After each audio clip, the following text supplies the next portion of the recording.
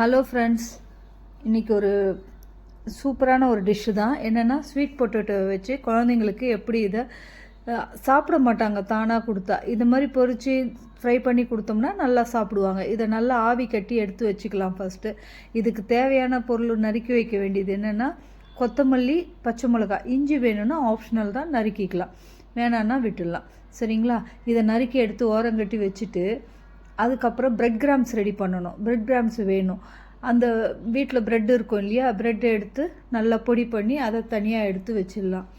இதே இப்போ ஆவி கட்டினதை எடுத்து நல்லா மேஷ் பண்ணிக்கலாம். நல்லா மத்து வச்சு மேஷர் இருக்கும் ஒருத்தர்கிட்ட, அந்த இது அதை வச்சு அழுத்தி எடுத்து நல்லா ஒன்று போல் இது பண்ணி வச்சுட்டு இதுக்கு ஆட் பண்ண வேண்டியது என்னென்ன போட போகிறோன்னா கொஞ்சம் சீரகம், ஒரு சிலர் ஓமம் போடுவாங்க, நான் ஓமம் போடலை, சீரகம், கொஞ்சம் பெருங்காயம் போட்டுக்கோங்க, சில்லி பவுட்ரு, வெறும் சில்லி பவுட்ரு கொஞ்சம் போட்டுட்டு, கொத்தமல்லி, பச்சை மிளகா, இஞ்சி, இது எல்லாத்தையும் போட்டுக்கோங்க. கார்ன்ஃப்ளவர் கொஞ்சம், கரெக்டாக 1 ஸ்பூன் தான். நான் ஏன்னா 2 கிழங்கு 1/4 கிலோ அளவு கிழங்கு எடுத்திருந்தேன், ஒரு 1.5 ஸ்பூன் கார்ன்ஃப்ளவர் போட்டிருக்கேன், அவ்வளோதான். அதுக்கு மேலே தேவைப்படாது. இதை நல்லா உப்பு போட்டுக்கோங்க, ஏன்னா ஸ்வீட்டும் இருக்கும், அதனால் கொஞ்சமாக உப்பு போட்டுக்கோங்க. போட்டு நல்லா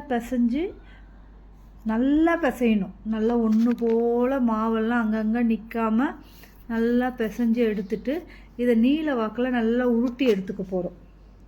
பிசைஞ்ச மாவை நீல வாக்கில் நல்லா உருட்டணும். இந்த மாதிரி உருட்டி எடுத்துக்கிட்டு, நான் 3 விதமாக வந்தது, 3 ரோல் வந்தது, 3த்தையும் திட்டமாக எடுத்து வச்சுக்கிட்டேன். பெருசாக வேணும்னா பெருசாக போடலாம், சின்னதாக வேணும்னா சின்னதாக போடலாம். இது குழந்தை தானே, சின்னதாக போட்டு கொடுத்தா சாப்பிடுன்ட்டு மீடியமாக 1 ரூபி காயின் அளவு இருக்கும், பழைய காயின் இருக்கும் இல்லையா, 1 ரூபி, அந்த காயின் அளவில் தான் நான் போட்டிருக்கேன்.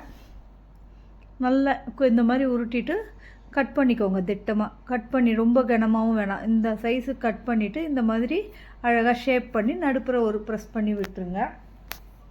இதை எப்படி டிப் பண்ணி தான் போட போகிறோம். இது கார்ன்ஃப்ளவர் 2 ஸ்பூன் போட்டு அதுக்கு தேவையான மாவை கரைச்சி வச்சுக்கலாம் தண்ணியாக. அப்போ தான் பிரெட் கிராம்ஸ் அதில் ஒட்டும்.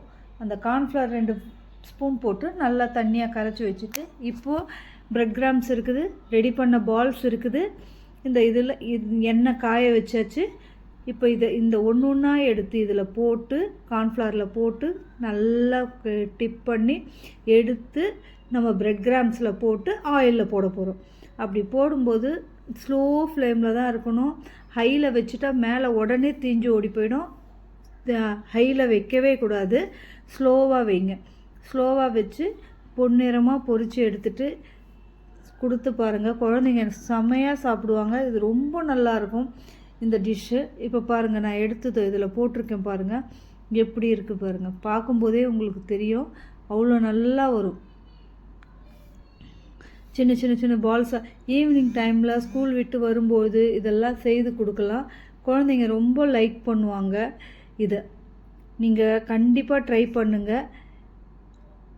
இது நல்லா பொரியட்டும், ரொம்ப ஹையில் வச்சிடக்கூடாது. இது பாருங்கள், பொரிஞ்சோடனே இது சாஸோடு ரொம்ப நல்லாயிருக்கும். டொமேட்டோ சாஸ் டிப் பண்ணி பசங்களுக்கு கொடுத்து பாருங்கள், விடவே மாட்டாங்க. இதை உருளைக்கிழங்கில் பண்ணலாம்.